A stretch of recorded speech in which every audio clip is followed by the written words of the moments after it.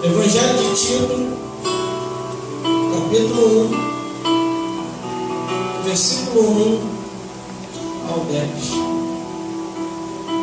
E diz assim a palavra do Senhor: Paulo, servo de Deus e apóstolo de Jesus Cristo, segundo a fé dos eleitos de Deus, e o conhecimento da verdade que é segundo a piedade, em esperança da vida eterna, a qual Deus, que não pode mentir, prometeu antes dos tempos dos séculos, mas a seu tempo manifestou a sua palavra pela pregação que me foi confiada, segundo o mandamento de Deus, nosso Salvador. A Tito, meu verdadeiro filho, segundo a fé comum, graça, misericórdia e paz da parte de Deus Pai e da do Senhor Jesus Cristo, nosso Salvador.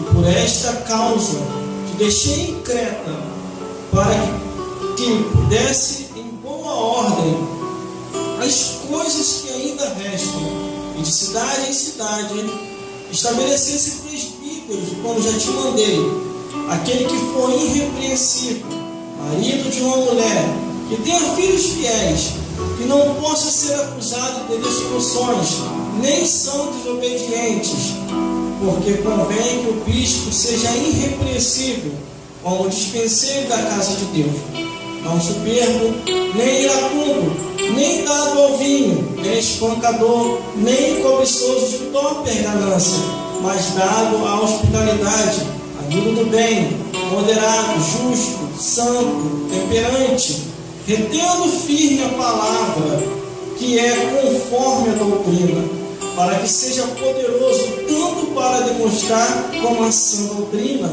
para convencer os contradizentes, porque há muitos desordenados, faladores, vão, enganadores, principalmente os da circuncisão. Glórias a Deus. Os irmãos podem se sentar? Glórias a Jesus. É a produção de pé. Glórias a Deus. Vigiando com a cobertura completa. Glórias a Deus. Igreja de Creta. Essa é o tema da mensagem.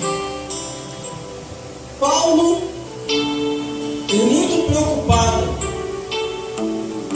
com a igreja que havia surgido em Creta, ele tão somente escreve essa carta a Tito e lhe deixa algumas ordenanças para pôr em ordem aquilo que estava em desordem, para levantar obreiros aonde não tinha obreiros.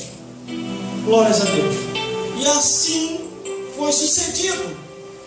Mas Paulo, ele detalha o perfil dos obreiros e ordena a Tito, pastor da igreja de Creta, para que viesse a fazer a peneira, para que viesse a observar bem os detalhes da vida do dirigente ou do obreiro que viesse assumir a igreja em alguma cidade bem próxima dali. Glórias a Deus.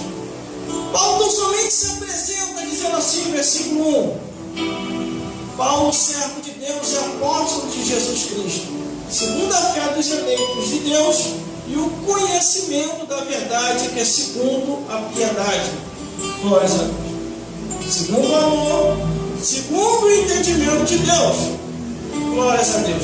Essa verdade, ela tem que ser ensinada do jeito que ela é, sem aumentar, diminuir por versículo ou tentar alterar alguma coisa.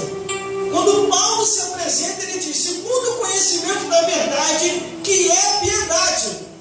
Às vezes a pessoa fala que é piedoso, que tem piedade, mas não tem piedade nem de si mesmo. Por quê? Eu quero dizer com isso? É porque a pessoa não ensina a verdade, está condenado ao inferno, e os seus ouvintes estão condenados também, porque não procuram saber a verdade. E aqui está o servo do Senhor, o apóstolo, dizendo à membresia e ao pastor da igreja de Creta, glórias a Deus, para que viesse a se vigiar mais e observar mais as verdades divinas.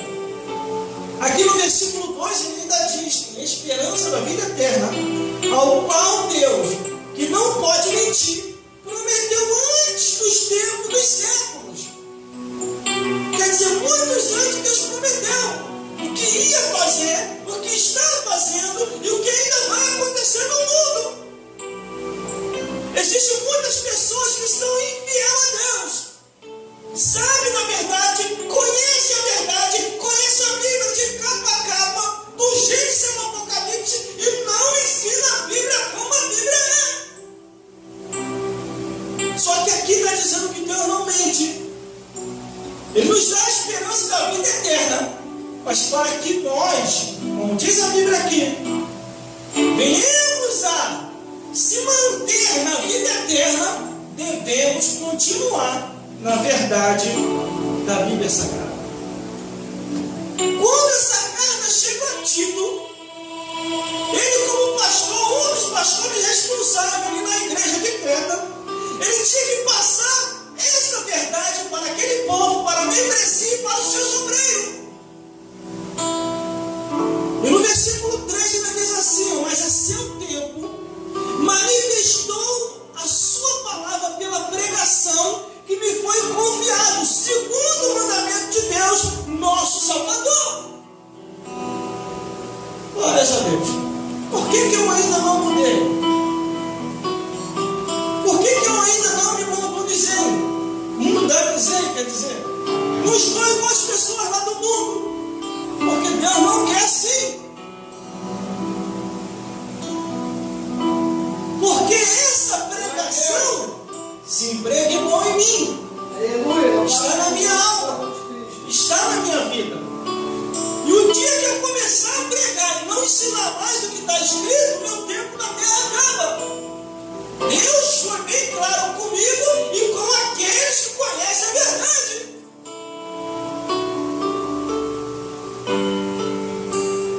Glórias a Deus. Pela minha idade, irmão, pela idade de muitos que estão aqui, já vivemos o suficiente bem sobre a face da terra. Não estou corando a ninguém. É porque muitos já se foram. Com 10, com 15, com 20, com 25, com 30 anos de idade. E o que ainda vai nos manter vivos sobre a face da terra, e a nossa idade indo adiante, é obedecer a palavra de Deus. Porque a Bíblia diz assim, não viva demasiadamente impiamente, senão morreria fora do seu tempo. Se a Bíblia diz morreria fora do seu tempo, é porque é sinal que tem um tempo certo para morrer. Mas aqui no versículo 3 diz: mas a seu tempo manifestou a palavra pela pregação que me foi confiada, segundo o mandamento de Deus, nosso Salvador. É a pregação que temos que manifestar aqui na igreja. Aí no versículo 4 ele ainda diz assim, aí começa a se esclarecer mais ainda a situação. A Tito, meu verdadeiro filho, segundo a fé comum, graça, misericórdia e paz da parte de Deus e de nosso Senhor Jesus Cristo, nosso Salvador. Ele já começa a falar diretamente com Tito, através dessa carta que ele escreve, para que Tito viesse a falar algumas coisas na igreja de Creta. Glórias a Deus. Glórias a Jesus. Para que Tito viesse a mostrar a realidade dessa vida, que tudo é passageiro e o que é eterno é servir a Deus. Neste mundo nada é eterno, nada. A única coisa eterna que vai vir de geração em geração, não tem como fugir disso, é Jesus e o diabo, os anjos, os demônios. Eles sabem de tudo, desde o início da criação, da época de Adão e Eva até o dia de hoje. Eles são eternos, porque não pode ser destruído. Nós não. Só vamos obter a vida eterna ou